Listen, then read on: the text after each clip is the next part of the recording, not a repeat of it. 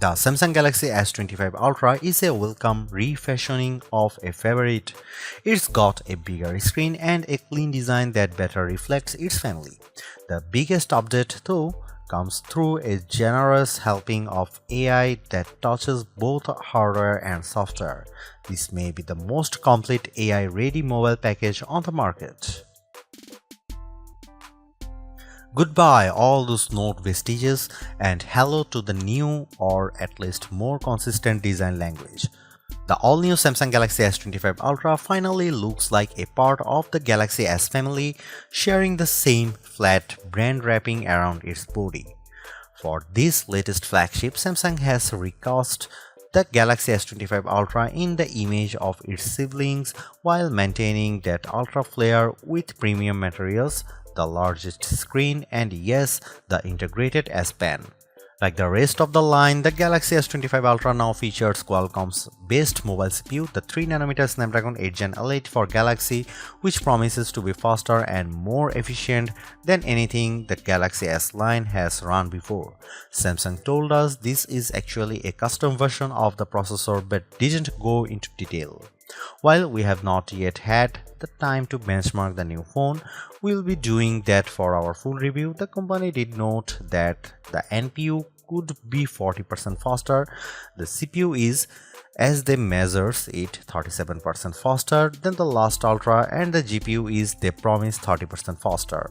Even ray tracing gets a boost, with Samsung's benchmarks finding it 40% better than the S24 Ultra's ray tracing capabilities. Put another way, this might be a very good gaming smartphone.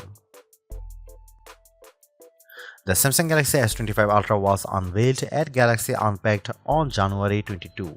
It's available to pre-order now in a choice of 4 colors: titanium silver, titanium white silver, titanium grey, and titanium black. The phone ships in either 256GB, 512GB or 1TB storage configurations, and every variant comes with 12GB of RAM.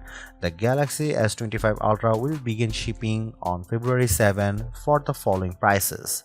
The 256GB variant is $1,299, the 512GB variant is $1,419, and the 1TB version is $1,659. The Samsung Galaxy S25 Ultra looks and feels good, and while some might prefer the Galaxy S24 Ultra's more rounded styling, the S25 Ultra is 15% lighter and as a result feels better in the hand. It's also still rated IPX68 for water and dust resistance. Samsung has mostly chosen to leave the screen technology as it is, covered in more scratch-resistant Gorilla Glass Armor 2. The display still has a sharp and pleasing QHD+ resolution, but it is slightly larger than the S24 Ultra's at 6.9 inches instead of 6.8 inches diagonally. Samsung did this not by making the phone larger, but by shrinking the bezel by 15%. It is still an adaptive refresh rate screen, moving smoothly from 1Hz to 120Hz on an as-needed basis.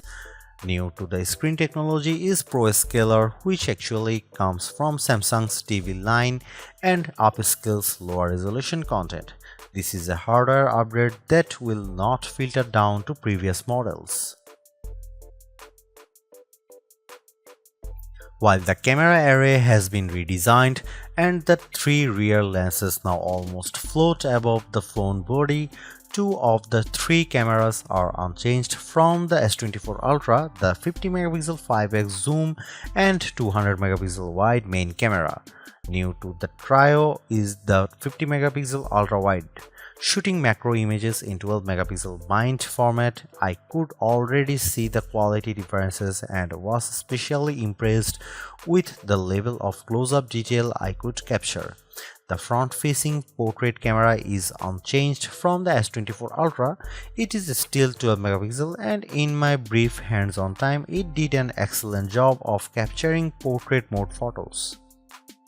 I may be disappointed that Samsung didn't bring back its optical 10x zoom from the S23 Ultra, but the 10x zoom that crops in on the higher pixel count zoom will probably satisfy most people.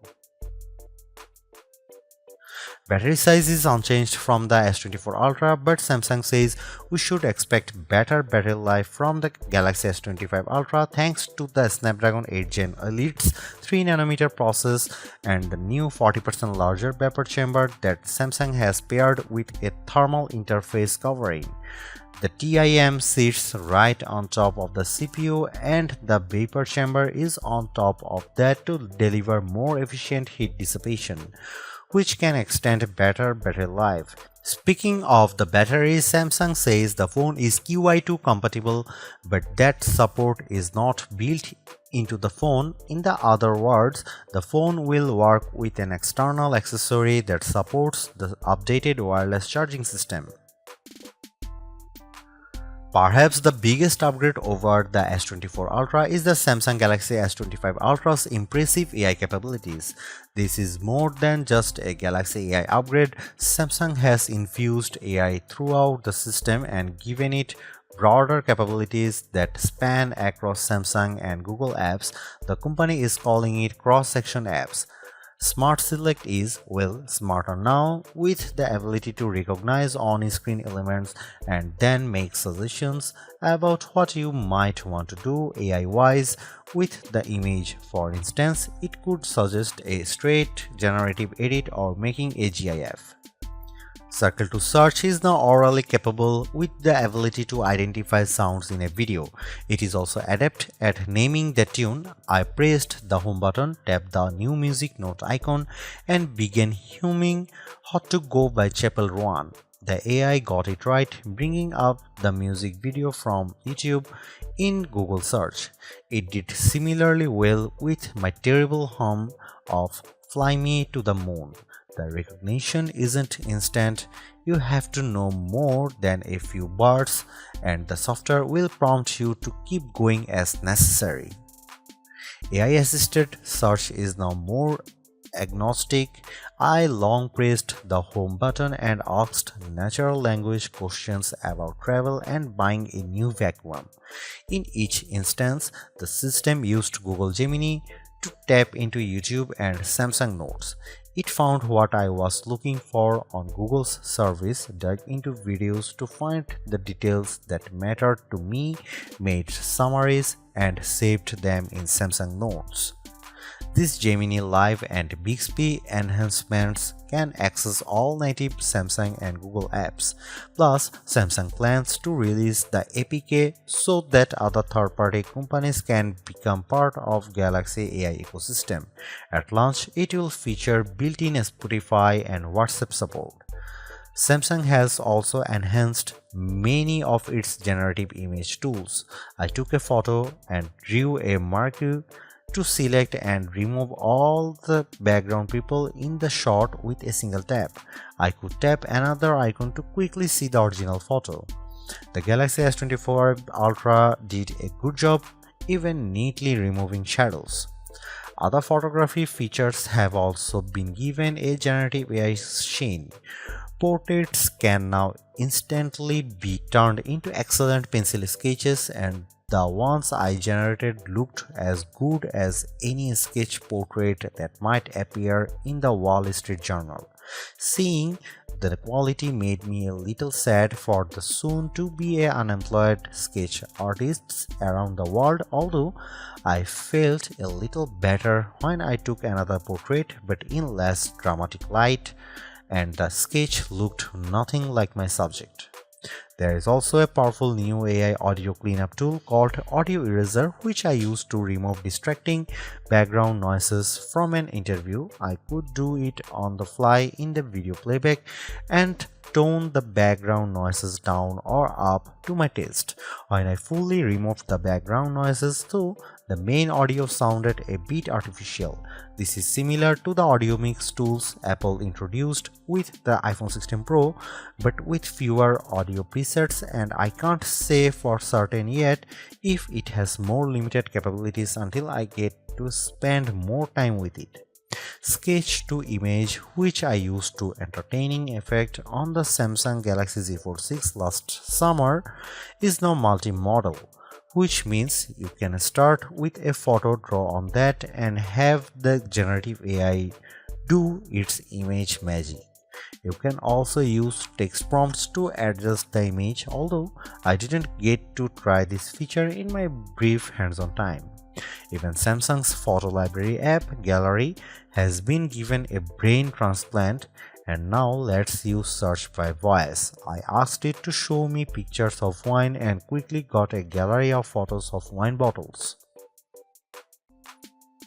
The S Pen is still there, but Samsung has removed Bluetooth LE support because it told us no one was using it. Its main function was to enable you to use the pen as a remote control for shooting photos or controlling presentations. I doubt I will miss it. Otherwise, the S Pen's operation is unchanged. I drew with it a bit on the S25 Ultra and was impressed with the responsiveness. Finally, the good news is that Samsung Galaxy S25 Ultra costs the same as its predecessor, starting at $1,299 for 12GB of RAM and 256GB of storage.